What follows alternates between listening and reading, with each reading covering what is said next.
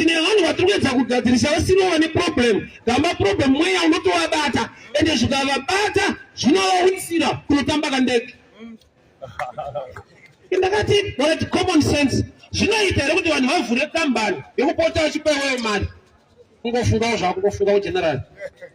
Kungoti vakagadzira kambani yekuti unopota uchitora mari yako chete. Kuti unongotamba kandege wopiwa mari yako waenda kufunga kwako nevashandi varimo vese nebuilding yane rent yaunobvisa iye pfungwa yavo ndeyekuti iwe usimuke.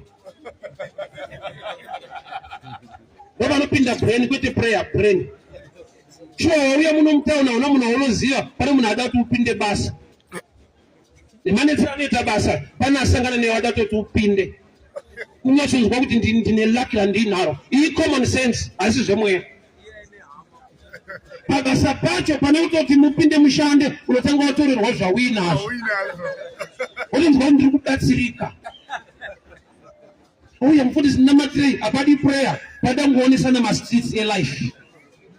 Sawa nakutori pamunchano namatirwa pamuchurch life chanodai. Some issues are not spiritual.